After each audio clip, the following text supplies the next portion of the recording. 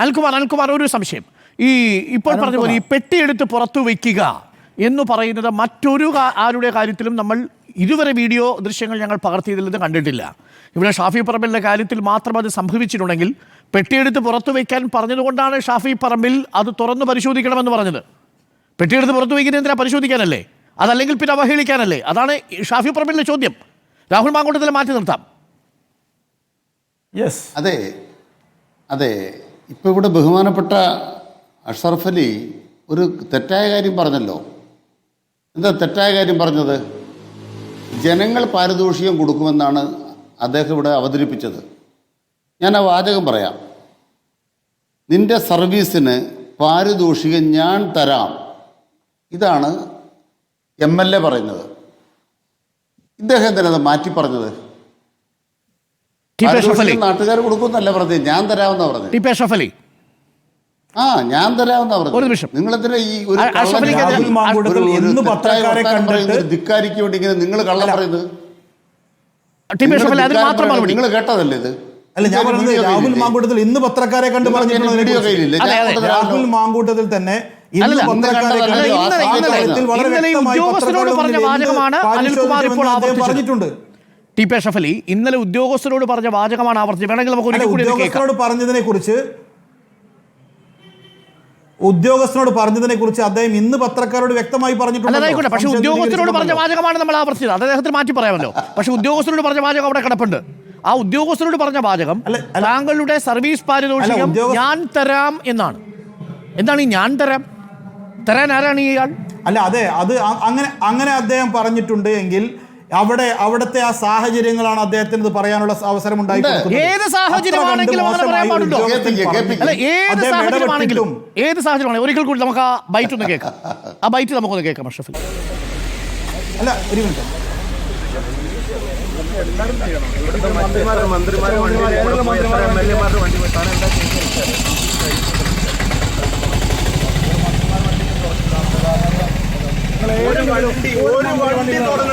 ഒരു മന്ത്രി വണ്ടികൾ നീ ഒന്നും ചെയ്തിട്ടില്ല.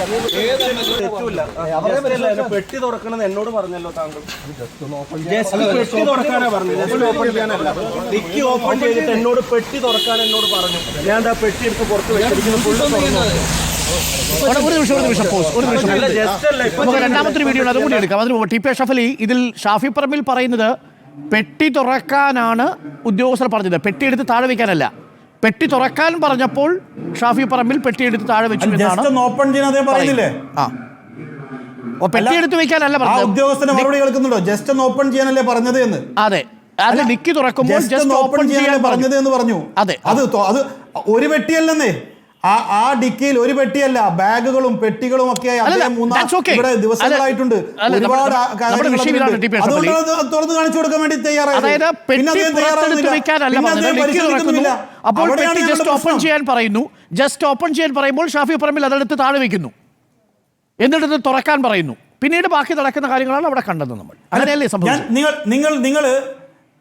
നിങ്ങൾ അവിടെ എത്ര പെട്ടികളുണ്ട്, എത്ര ബാഗുകളുണ്ട്, മറ്റുള്ള വസ്ത്രങ്ങളുണ്ട് എന്ന് നോക്കൂ.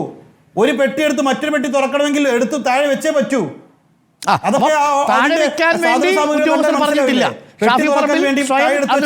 വെക്കുന്നു, താഴെ വെച്ചതിന് ശേഷം തുറക്കാൻ പറയാം. അതാണ് നേരത്തെ ബി ഗോപാലകൃഷ്ണൻ പറഞ്ഞത്.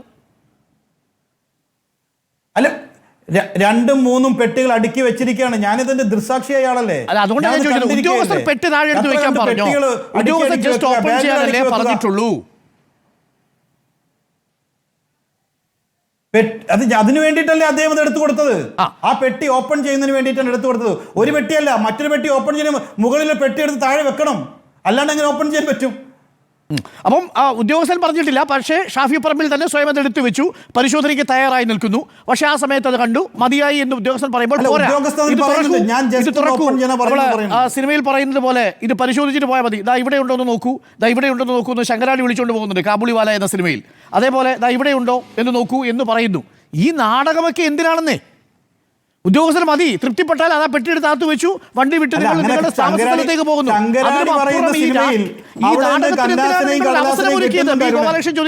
ഇതിലൊന്നും കിട്ടുന്നില്ല. അതുകൊണ്ടാണ്. അല്ല, അല്ല കാബൂളിവാലയിൽ ശങ്കരാടി പറയുമ്പോൾ അവിടുന്ന് കന്നാസിനെ കിട്ടുന്നുണ്ട്. ഷാഫി പറമ്പിൽ പറഞ്ഞിട്ട് ഇവിടെ ഒന്നും കിട്ടിയില്ല. പാലക്കാട് നീലപ്പെട്ടിയിലൊന്നും കിട്ടിയില്ല. ഞങ്ങളടുത്ത് അങ്ങനെ നാടകം കളിക്കേണ്ട ഒരു സാഹചര്യവും ഇല്ല. ഞങ്ങൾ വളരെ ക്ലീൻ ആൻഡ് ക്ലിയർ ആയിട്ട്